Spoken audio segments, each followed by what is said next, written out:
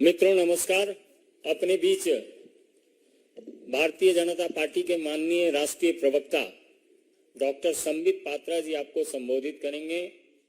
मेरा विनम्र निवेदन है पूर्वोत्तर के प्रभारी और राष्ट्रीय प्रवक्ता माननीय संबित पात्रा जी से आपको संबोधित करें। धन्यवाद संजय जी, आप सभी का अभिनंदन। टीवी के माध्यम से आप सब देख ही रहे होंगे कि अरविंद केजरीवाल भाग गए। अरविंद केजरीवाल ईडी के समन से भाग रहे हैं। अरविंद केजरीवाल सच्चाई से सामना करने से भाग रहे हैं। He does not want to face the truth. जांच से भागना एक तरह से ये एक्सेप्ट करना होता है कि हां मैंने गलती की है। कमिटी के सामने, ईडी के सामने, एजेंसी के सामने पेश नहीं होना ये एक तरह से कहीं ना कहीं डर को दिखाता है, स्वीकृति को दिखाता है कि हां मैंने गलती की है। और एक तरह से आज ये कहना अतिशयोक्ति नहीं होगा कि दिल्ली के शराब घोटाले के किंगपिन अरविंद केजरीवाल ने ये स्वीकार किया है कि हां शराब घोटाले में मेरा हाथ है और इसके पीछे जो बेतहाशा भ्रष्टाचार हुआ है उसमें मैं भी शामिल हूं। वरना डरने की क्या आवश्यकता थी? सीना ठोक के जाते, ईडी के सामने बैठते, प्रश्नों का उत्तर देते और मुस्कुराते हुए, ड्रामा करते हुए बाहर चले आते, जैसा वो अक्सर करते हैं। मगर आज वो कर नहीं पाए क्योंकि उनको हकीकत पता है। कट्टर ईमानदार अपने आप को कहते थे, बाद में सिद्ध हुआ कि ये कट्टर बेईमान है। और आज तो ये सिद्ध हुआ है कि जो कट्टर बेईमान है वो कट्टर बेशरम भी है। This is shamelessness. Running away from the agencies who were probing the truth is shamelessness. आप सभी जानते हैं कि ईडी समन कोई रैंडमली नहीं भेजती है कि आपके घर समन भेज दिया, उनके घर समन भेज दिया। किसी भी संबंध में ईडी अगर समन भेजती है तो वो तथ्यों के आधार पर, एविडेंस के आधार पर, उसके आधार पर ईडी समन भेजती है। और हमें पक्का विश्वास है कि ईडी ने या कोई भी जांच एजेंसी जिसने अरविंद केजरीवाल को समन भेजा है, आधारों के बलबूते पर ही समन भेजा गया होगा। बहरहाल हम ये विश्वास रखते हैं, मीडिया में भी हमने देखा है कि ईडी भी शायद जवाब देगी। मगर यह विषय गंभीर है, जनता के प्रांगण में। This is a public issue and that's the reason as to why Bharatiya Janata Party, the world's largest political party, should also reply to this. Arvind Kejriwal और आम आदमी पार्टी को किसी पर भरोसा नहीं है, किसी पर विश्वास नहीं है। सीबीआई पर नहीं है, ईडी पर नहीं है, अपने लोगों पर नहीं है, पॉलिटिकल सिस्टम पर नहीं है, इलेक्शन कमीशन पर नहीं है। चलो किसी पर विश्वास नहीं है, कोर्ट पर तो है। चलो लोअर कोर्ट पर नहीं है, सुप्रीम कोर्ट पर तो विश्वास है। अभी 3 दिन पहले मनीष सिसोदिया के बेल पिटीशन को रिजेक्ट करते हुए सुप्रीम कोर्ट ने जिस प्रकार की टिप्पणी का प्रयोग अरविंद केजरीवाल के मंत्री के खिलाफ, पूर्व मंत्री के खिलाफ किया है, एक तरह से सुप्रीम कोर्ट ने सिद्ध किया है कि लगभग 338 करोड़ रुपया का मनी ट्रेल तो स्थापित होता है। ये जो लिकर स्कैम है, जो शराब घोटाला है, ये शराब घोटाला कोई 400-500 करोड़ का नहीं है, ये कई हजार करोड़ों का घोटाला है। परत दर परत खुलासा हो रहा है। मगर सुप्रीम कोर्ट में जब ये कहा जाता है कि लगभग 338 करोड़ रुपया का ट्रेल स्थापित होता है, तो आप सोचिए, जब टिप ऑफ द आइसबर्ग जिसको अंग्रेजी में कहते हैं, एक छोटा सा हिस्सा ही इतना बड़ा है, तो पूरा ये लिकर स्कैम कितना बड़ा होगा। और इसमें अरविंद केजरीवाल जी की जांच होनी चाहिए या नहीं होनी चाहिए, ये आप डिसाइड करिए। आप मतलब जनता डिसाइड करिए। मुझे तो आश्चर्य लगता है, ये वही अरविंद केजरीवाल है, बगल में फाइल दबा करके ये रोज 4 बजे जब राजनीतिक पार्टी नहीं थी तो प्रेस कॉन्फ्रेंस करते थे, आप ही लोग बैठे होते थे और प्रेस कॉन्फ्रेंस में कहते थे, आज मैं शीला दीक्षित के खिलाफ खुलासा करूंगा, आज मैं रॉबर्ट वाड्रा के खिलाफ खुलासा करूंगा, आज मैं सोनिया जी के खिलाफ खुलासा करूंगा, आज मैं लालू प्रसाद यादव के खिलाफ खुलासा करूंगा, मेरे पास ठोस सबूत हैं।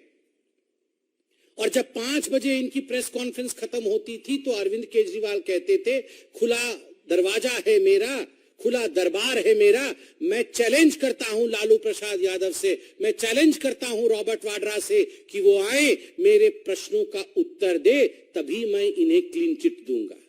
ये अलग बात है। अभी गलबइये कर रहे हैं इनके साथ घमंडिया अलायंस बनाया हुआ है। मगर ये सारी चीजें अरविंद केजरीवाल जी के खुद के स्टेटमेंट हैं। वाह अरविंद केजरीवाल जी, आप चंद कागजों पर सवाल लिख के लाते थे, उन सवालों के जवाब आप उस समय विपक्ष के और सत्ता की नेताओं से मांगते थे, वो तो ठीक था। आज देश की संवैधानिक जांच एजेंसी आपको सवाल के कटघरे में जब खड़ा कर रही है तो आप भाग गए, आप प्रस्तुत नहीं होना चाहते। आपने अपने चिट्ठी में क्या लिखा है, चिट्ठी भी लेकर आया हूं, आपने अपने चिट्ठी में लिखा है, मुझे किस हैसियत से बुलाया गया है, एक इंडिविजुअल के हैसियत से, या official capacity as chief minister of Delhi, या नेशनल कन्वीनर ऑफ आम आदमी पार्टी, मुझे किस हैसियत से बुलाया गया है। अरे अरविंद केजरीवाल जी, ये जितने गागर बंद है ना अभी जेल के अंदर, चाहे वो मनीष सिसोदिया जी हो, चाहे वो संजय सिंह जी हो, चाहे वो सत्येंद्र जैन जी हो, ये सारे गागरों के सागर आप हैं। तो करप्शन के सागर के हैसियत से बुलाया गया है। आप जो जानना चाहते हैं कि किस हैसियत से आपको बुलाया गया है, as the ocean of corruption, as the source of corruption, from where corruption emerges in Delhi, जहां से करप्शन जन्म लेती है उसके बाद मनीष सिसोदिया जी तक पहुंचती है, जहां से उद्भव होता है करप्शन का और उसके बाद वो पहुंचती है सत्येंद्र जैन के पास, जहां से करप्शन आरंभ होता है और उसके बाद वो पहुंचती है संजय सिंह के द्वारे, उस सोर्स के रूप में आपको बुलाया गया है, एज दैट सागर, गागरों के सागर के रूप में आपको बुलाया गया है। और ये क्या वीआईपी सिंड्रोम है, मुझे क्यों बुलाया गया है, क्यों? आप क्या कानून से बड़े हैं? आप दिल्ली के सीएम हैं, क्या आप भगवान हैं? वैसे तो आपने कोई कोर कसर नहीं छोड़ी थी अपने आप को श्री कृष्ण इत्यादि बताने में, मगर क्या आप भगवान हैं जो आपको कोई एजेंसी नहीं बुला सकती है?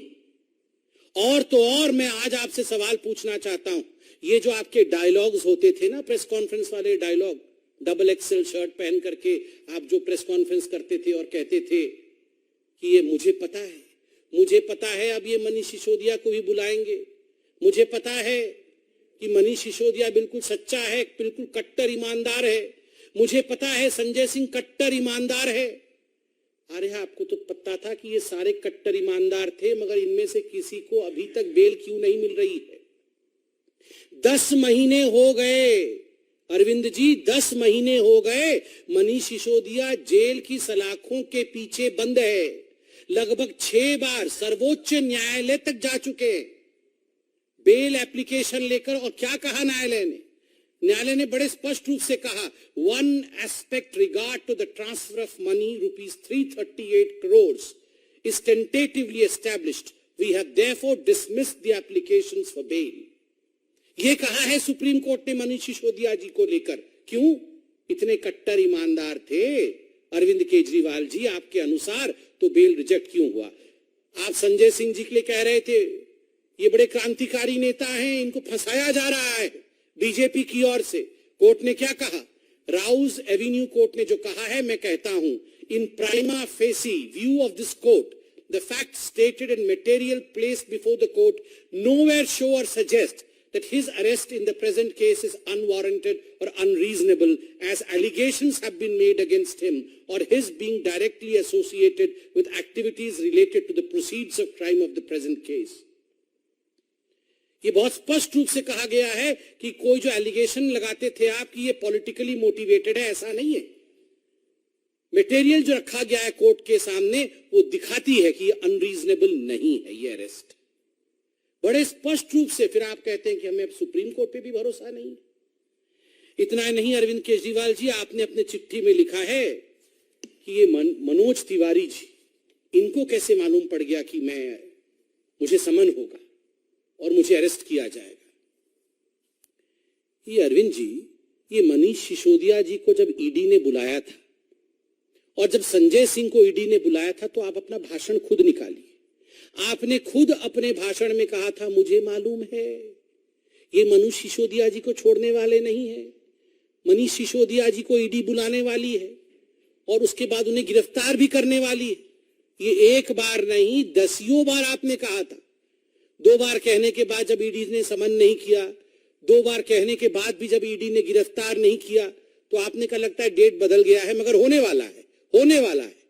संजय सिंह के समय भी आपने कहा था, मुझे मालूम है ये संजय सिंह जी को भी छोड़ा नहीं जाएगा, संजय सिंह के घर भी ईडी जाएगी, छापा होगा, गिरफ्तारी होगी। क्यों? आपने ईडी को कहा था क्या कि संजय सिंह जी को और मनीष सिसोदिया जी की गिरफ्तारी हो?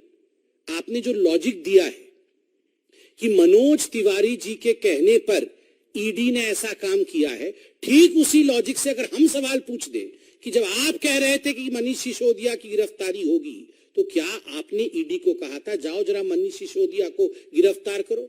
वैसे हो भी सकता है। मैं कोर्ट का कुछ स्टेटमेंट लेके आया हूं, सुप्रीम कोर्ट का। परसों जब रिजेक्ट हुआ मनीष सिसोदिया जी का बेल, तो सुप्रीम कोर्ट ने एक बहुत महत्वपूर्ण बात कही। सुप्रीम कोर्ट ने कहा, we are dismissing the application for bail of Manish Sisodia, but we have made one pointed observation which is that they have assured, they matlab ED, that they have assured that the trial will be concluded within 6 to 8 months. So within 3 months, if the trial proceeds sloppily or slowly, he will be entitled to file an application for bail. Supreme court ने कहा कि हमें ED ने कहा है कि 6 से 8 महीने के अंदर त्वरित गतिविधि करते हुए ये जो शराब घोटाले की जांच चल रही है उसे पूरा कर दिया जाएगा और हमें भी विश्वास है पूरा कर दिया जाएगा। अगर धीरे धीरे इन्वेस्टिगेशन चले, ईडी अपनी पूछताछ में लचर रवैया अपना ले, ईडी अपने काम को धीरे धीरे या स्लोपीली करे, तो फिर आप कोर्ट में आकर एक केस करना। ईडी ने तो जल्दी जल्दी आपको जांच के लिए बुलाया। ईडी चाहती थी कि अरविंद केजरीवाल बतौर इस पूरे केस से जुड़े होने के नाते यथाशीघ्र पूछताछ में आए, तथ्यों को सामने रखे, ताकि 6 से 8 महीने के अंदर ये इन्वेस्टिगेशन कंप्लीट हो। मगर क्या कारण है कि अरविंद केजरीवाल कोऑपरेट नहीं कर रहे हैं और क्या कारण है अरविंद केजरीवाल जी सुप्रीम कोर्ट के कहने के बावजूद ये केस जल्दी समाप्त हो उस पर ध्यान नहीं दे रहे? क्या मनीष सिसोदिया जी बेल में बाहर आए? क्या मनीष सिसोदिया जी अंदर ही रहे? क्या चाहते क्या है आखिर ये आम आदमी पार्टी के सुप्रीमो अरविंद केजरीवाल जी? मुझे तो आश्चर्य होता है, उन्होंने अपने पैराग्राफ में ये भी लिखा है चिट्ठी में कि दिवाली आ रही है इसलिए मुझे छूट दे दी जाए, क्योंकि मैं गवर्नेंस में भी हूं, मैं चीफ मिनिस्टर भी हूं, 2 हफ्ते के अंदर दिवाली आ रही है। वाह, आज दिवाली आ रही है तो ईडी आपसे पूछताछ ना करे, उसके बाद क्रिसमस होगी 25 तारीख को तो ईडी आपसे पूछताछ ना करे, फिर 31 तारीख को तो आपको न्यू ईयर मनाना ही होगा तो ईडी आपसे पूछताछ ना करे, फिर संक्रांति भी आ रही है 14 जनवरी को तो फिर ईडी आपसे पूछताछ ना करे।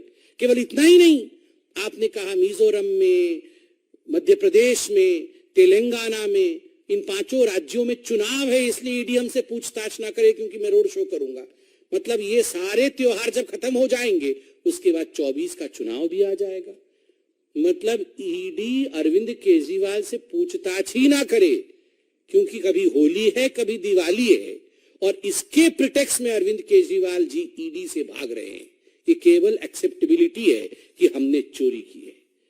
भारतीय जनता पार्टी ने डे 1 से 7 सवाल पूछे थे अरविंद केजरीवाल जी से, मनीष सिसोदिया जी से, संजय सिंह से। आज भी मैं जनता की ओर से ये 7 सवाल, ये दिल्ली की जनता नहीं, पूरे हिंदुस्तान की जनता की ओर से, भारत की जनता की ओर से ये 7 सवाल दोहरा रहा हूं। अरविंद केजरीवाल जी, आप जहां भी आज रोड शो कर रहे हैं वहां से प्रेस कॉन्फ्रेंस करके जवाब दे दीजिए।